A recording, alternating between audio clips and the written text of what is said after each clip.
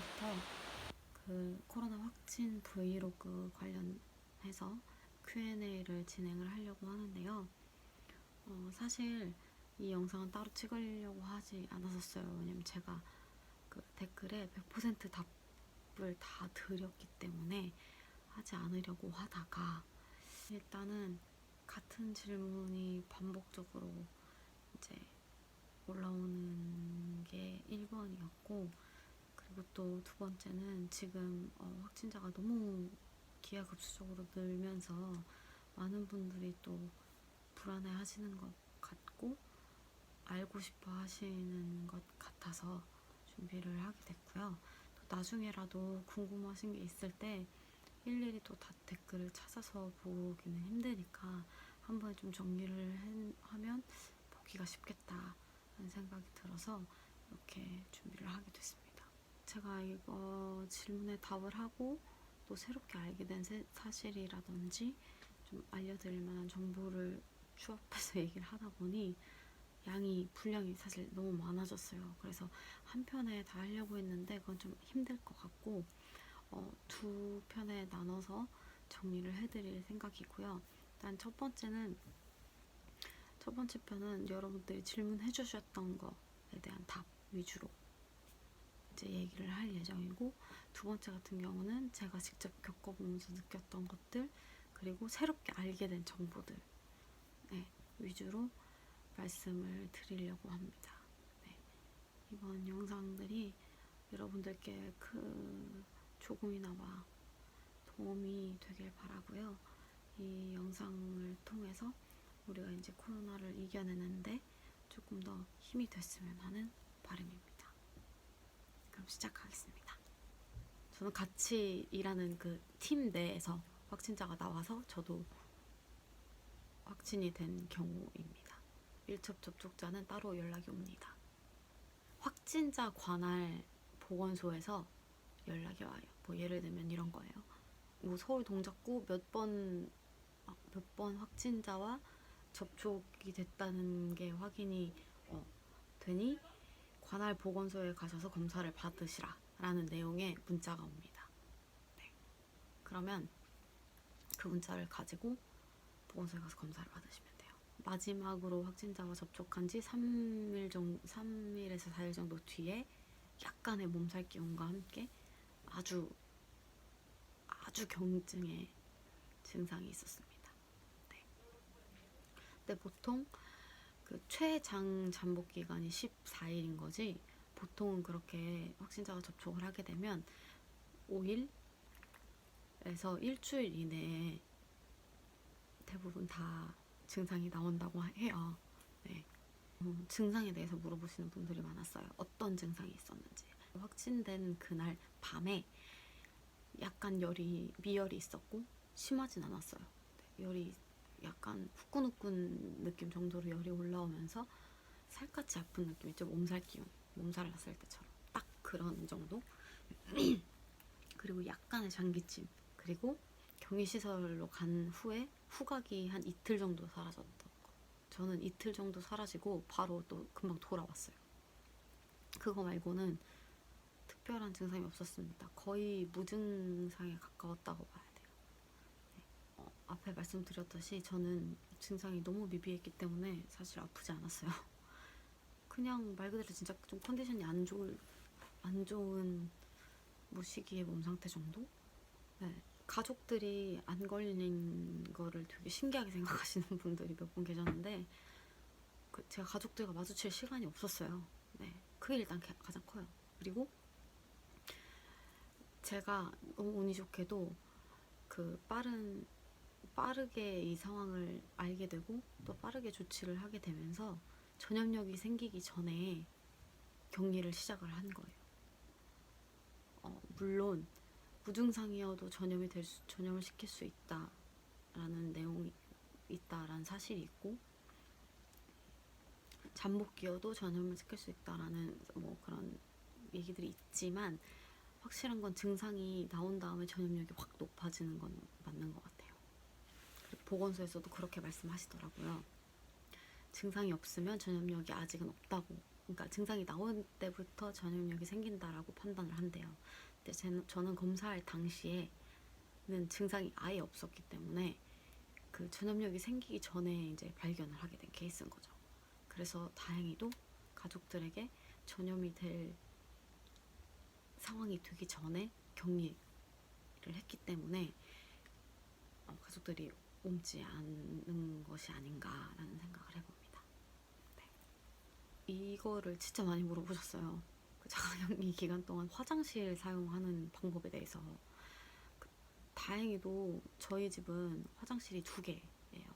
거실에 하나, 안방에 하나. 그래서 제가 거실 화장실을 쓰고 가족들이 안방 화장실을 썼어요. 왜냐면 제 방을 열자마자 바로 옆이 거실 화장실이기 때문에. 네.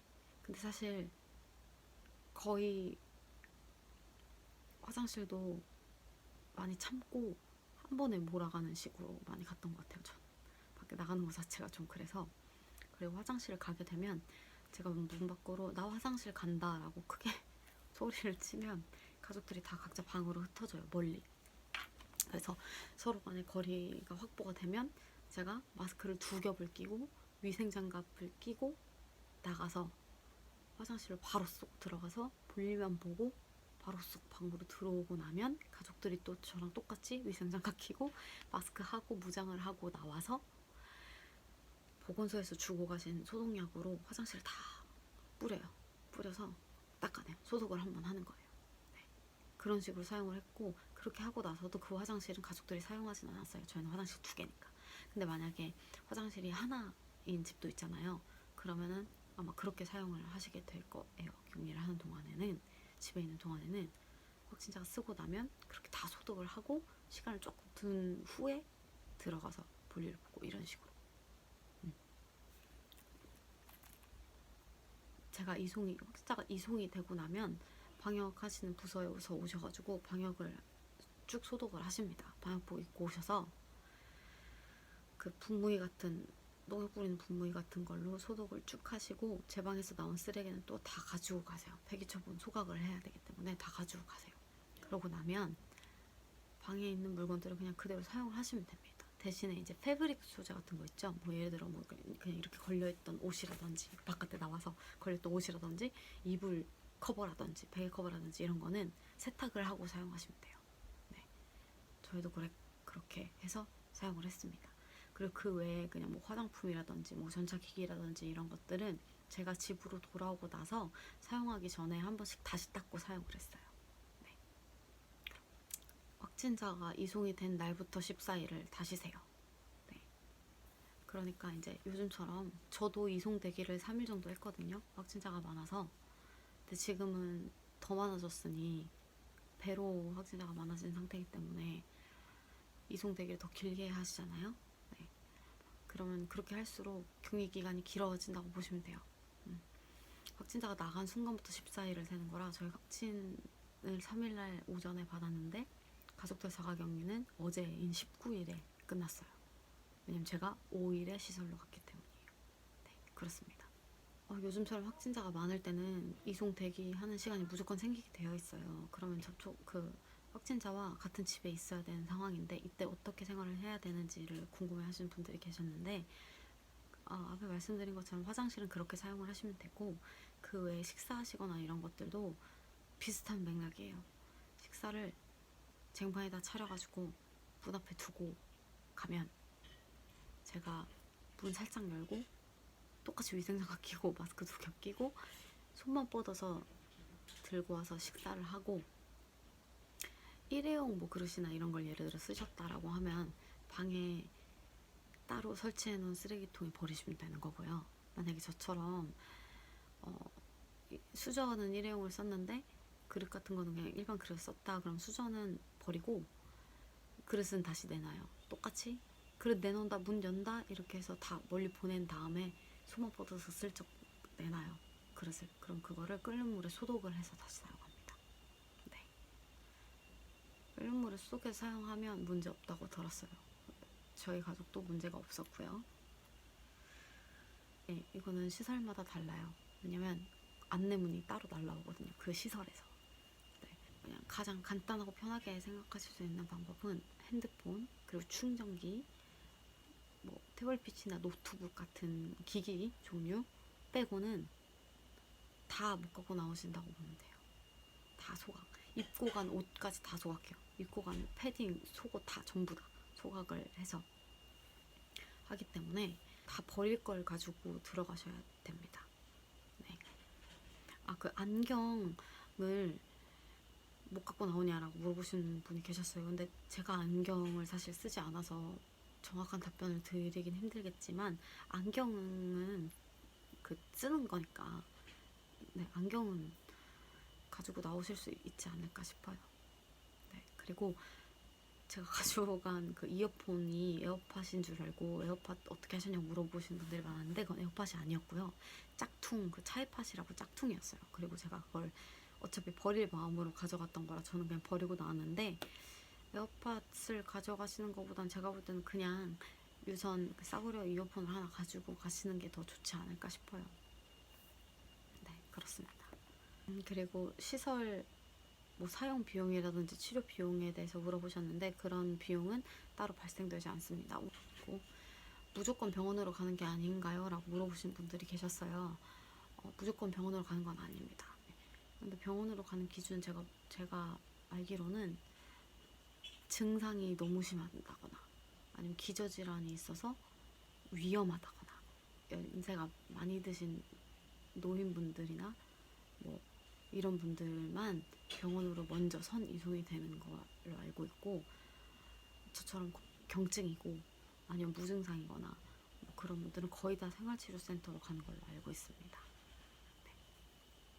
근데 생활치료센터에서도 만약에 증상이 내가 갑자기 너무 심해진다 라고 하면 병원으로 이동을 하기도 해요. 네.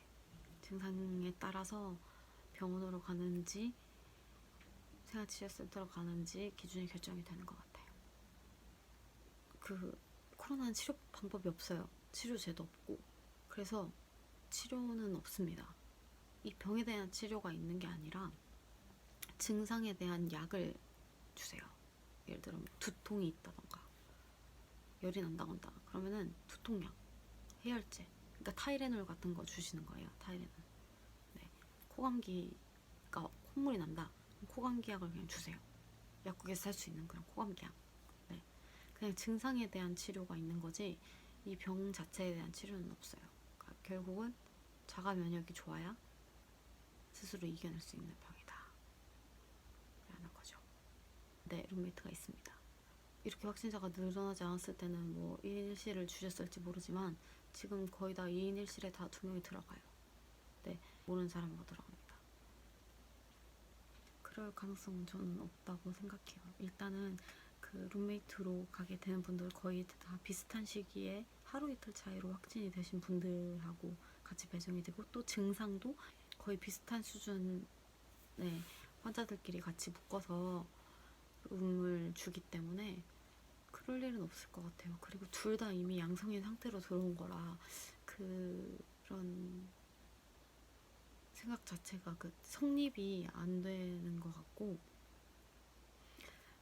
그렇지만 만약에 둘 중에 누구 한 명이 먼저 나갔다, 먼저 퇴소를 했다라고 하면 다른 환자를 받지는 않습니다. 왜냐면 다른 환자를 받게 되면 서로 확진된 감염 시기가 차이 나잖아요. 네, 그런 분들하고는 같이 방을 주지 않아요. 애초에. 그게 이런 거를 막기 위한 이유가 아닐까요? 네, 그래서 그럴 가능성은 없다고 봐야 될 것 같아요. 네, 마스크를 방 안에서도 제가 있던 시절은 계속 써야 된다고 해서 계속 쓰고 있었습니다. 룸메이트와 대화를 하면 안 되나요? 라는 질문도 있었는데, 대화하셔도 됩니다. 저는 그냥 자유롭게 대화하고 지냈어요. 물론 마스크는 계속 썼지만 막 이렇게 가까이 대화를 할 일은 없지만 각자 침대에서 서로 얘기도 하고, 밥 먹을 때는 어느 정도 거리를 두고는 마주보고 먹기도 하고, 뭐 편하게 저는 잘 지냈어요. 네. 대화를 하면 안 되고 이런 법은 없습니다. 네. 시설에서 사용하던 물건 처리 다 소각합니다. 앞에도 말씀드렸듯이 싹 다 버리고 나온다고 생각을 하셔야 돼요. 제가 가지고 나온 물건은 핸드폰, 태블릿 PC, 충전기 뿐이었어요. 네. 그 충전기도 이런 그 패브릭 소재라고 하죠. 이런 거 있잖아요. 이런 거. 요즘에 이런 거 많이 사용하시잖아요. 이런 거는 갖고 나올 수 없어요. 왜냐면 플라스틱으로 된 거나 쇠로 된 거는 닦으면